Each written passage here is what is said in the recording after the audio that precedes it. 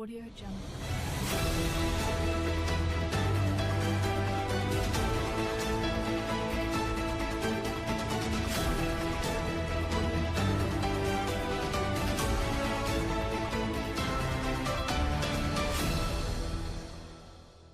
Audio Jungle. News 24/7 time national channel Ahmedabad city reporter के सैयद। જય હિન્દ સાહેબ। જય હિન્દ સાહેબ, આપનો પરિચય આપશો? નિશ્ચિત સિંગાપુર વાળા આંતરરાષ્ટ્રીય માનવ અધિકાર ગુજરાત વેલફેર એસોસિએશનનો પ્રમુખ છું અત્યારે, અને આઈટીઆઈ એક્ટિવિસ્ટ એસોસિએશનમાં બી અમદાવાદમાં પ્રમુખ છું। સાહેબ, આપનું જે સંસ્થાની જે કામગીરી છે એ કેવી રીતે કામગીરી આપ કરી રહ્યા છો આપની ટીમ સાથે, એ બતાવશો? આંતરરાષ્ટ્રીય માનવ અધિકાર વેલફેર એસોસિએશન જે ગુજરાત ખાતે હું જેનો ચેરમેન છું અત્યારે હાલમાં, તે આખા ગુજરાતમાં કાર્યરત છે। 29 ગુજરાતની અંદર કાર્યાલયો આવેલા છે, અમદાવાદ શહેરની અંદર 22 કાર્યાલયો આવેલા છે, અને લીગલ સેલથી માંડી ડોક્ટર સેલ, એન્જિનિયર સેલ તથા સામાજિક ક્ષેત્રે પણ લોકો અમારી સાથે જોડાયેલા છે, અને માનવ અધિકારના ભંગ થતા હોય કાનૂની સલાહ કેન્દ્ર પણ અમે ચલાવીએ છીએ। અચ્છા સાહેબ, બીજું કે આ જે મુદ્દા આઈટીઆઈ જે છે એમાં આઈટીઆઈમાં આમ નાગરિક જે છે, બિચારો જરૂરતમંદ નાગરિક છે, સાચો વ્યક્તિ છે, એ બહુ તકલીફ વેઠે છે સાહેબ। તો એને સારી જાણકારી આપની સંસ્થાથી મળે એના માટે શું યોગદાન થઈ શકે સાહેબ? પ્રથમ વાત તો કે માહિતી અધિકાર અધિનિયમ 2005નો કાયદો જ્યાંથી અમલ થયો એના પછી અમે અમારી સંસ્થાની શરૂઆત કરી હતી। આ સંસ્થાની અંદર ઓલ ગુજરાતમાં અમે અમારા વોલેન્ટિયર્સો છે, આઈટીઆઈ એક્ટિવિસ્ટ એસોસિએશન જે સતત જાગૃતિ માટે, લોકોના હિત માટે જે આઈટીઆઈ માગી અને ઘણી વખત સરકારી કચેરીઓમાં કમ્પાઉન્ડ બહાર લાવતા હોય તેવા લોકોનું એક સંગઠન અમે બનાવેલું છે। એની અંદર અમે કાયદાકીય રીતના આઈટીઆઈના કાયદાકીય રીતના ગૂંચ ઊભી થતી હોય તેની અંદર અમે તેઓને કાનૂની માર્ગદર્શન આપતા હોઈએ છીએ। અમારી લીગલ ટીમ પણ એ અંગે મદદ કરતી હોય છે। ઘણી વખત હાઈકોર્ટમાં પણ મેટર જતી હોય તો હાઈકોર્ટના પણ આપણી જોડે લોયરની ટીમ છે, એ પણ મદદ કરતી હોય છે। બીજી વસ્તુ કે અહીંયા આઈટીઆઈના કાયદા વિશે જાગૃતિ લાવવા માટે અમે એક અભિયાન ચલાવેલું છે। તેની અંદર અમે કોલેજોની અંદર, સારી સામાજિક સંસ્થાઓની અંદર આ કાયદાની જાણકારી મળે અને એ કાયદો શીખવા માટેની અમે સતત બેન્ચ ચલાવતા હોઈએ છીએ, અને એની અંદર લોકો જે બેન્ચ ચલાવવાની અને એની અંદર જે કાયદાની જાણકારી આપી અને અમે એઓને આઈ કાર્ડ અને સર્ટિફિકેટ પણ આપતા હોઈએ છીએ।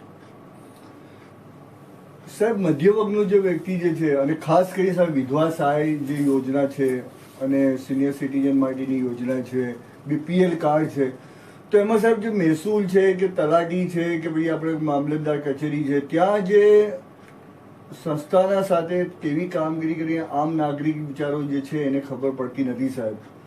તો પેલા જે ફૂટપાટિયા વચોટિયા વચ્ચે આવીને એ લોકોને બહુ મોટું કૌભાંડો કરી રહ્યા છે, છેતરપિંડી કરી રહ્યા છે, અને એ વચોટિયા એવું કહે છે કે આ ફલાણા અધિકારી એ પર ફોર્મ પર 500 રૂપિયા લે છે, કોઈ 1000 રૂપિયા લે, કોઈ 200 રૂપિયા લે છે। તો આના માટે સાહેબ શું આપણે યોગદાન કરી શકીએ? પ્રથમ વાત તો એવી છે કે આપણે પોતે આપણા હક અધિકાર માટે જાગૃત થવું પડે। મારી જોડે કોઈ પણ નાગરિક પ્રથમ જ્યારે આવે છે ત્યારે હું એમને પોતાના હક અધિકાર માટે જાગૃતિ લાવવા માટે એ લોકોને સમજાવતો હોઉં છું અને કામગીરી આપતો હોઉં છું। હવે આ તમે જે વાત કરી કે વિધવા પેન્શન, અંકલ શું નામ તમારું? સતીશભાઈ સોની। ક્યાં રહેવાનું? શ્રી સ્વામિનારાયણ મંદિર પાસે। અહીંયા સાહેબ પાસે તમે શાના માટે આવ્યા હતા?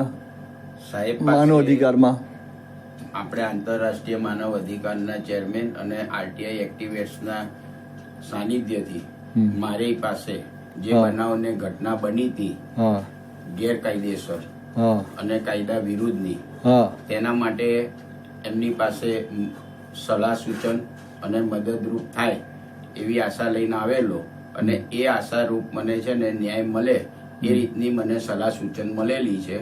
અને મારી પાસે Torrent power Torrent power limited કંપનીનો એની અંદર ગેરકાયદેસર જે પ્રવૃત્તિ હતી એના માટે હું આવેલો અહીંયા, અને અમુક અસામાજિક તત્વોની હતી. એ બધાની સલાહ સૂચન માટે મને ખૂબ સારી રીતે સાથ સહકાર મળ્યો સાહેબનો, અને ખૂબ સરસ રીતે સલાહ સૂચન કર્યું. ન્યાય મળે એ રીતે, કાયદાકીય રીતે અને બધી રીતે આપણે વ્યવસ્થિત રીતે એમ એ રીતે મને સાહેબનો સાથ સહકાર મળ્યો. અને અત્યારે હું એમની સાથે આ રીતે ન્યાય મળતા મળતા એમની સાથે ઓફિસની અંદર કામકાજમાં એમની સાથે જોડાઈ ગયો.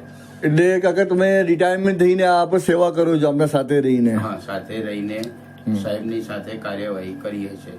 જે સાહેબની આપણને જે રીતે બધાને ન્યાય મળે એ રીતે બધાને ન્યાય મળે, કાયદાકીય થાય, અને સાહેબને કોઈ પણ જાતની અપેક્ષા વગર સર્વ જનતાને સહાયરૂપ છે. આ જે સંસ્થા છે ને એ સર્વને એક માટે નથી, સર્વ જનતા માટે અમદાવાદ શહેરથી લઈને તમામે તમામ ગુજરાતથી ગમે ત્યાંથી આવે એને આ સંસ્થા સહાયરૂપ થાય છે સાહેબને. બહુ બહુ આભાર આપનો. Thank you. શું નામ કાકા તમારું? રોહિત પટેલ. રોહિતભાઈ પટેલ. નિશિત સાહેબ પાસે હમણાં તમે જઈને આવ્યા હું ચેમ્બરમાંથી, તો તમે શાના માટે અહીંયા આવ્યા હતા? હવે અમારે બાજુમાં મકાન બનતું હતું, હાજી. એની સલાહ લેવા માટે આવ્યો હતો. હા અને મને સંસ્થા તરફથી હા સાથ અને સહયોગ મળ્યો. હા અને મારું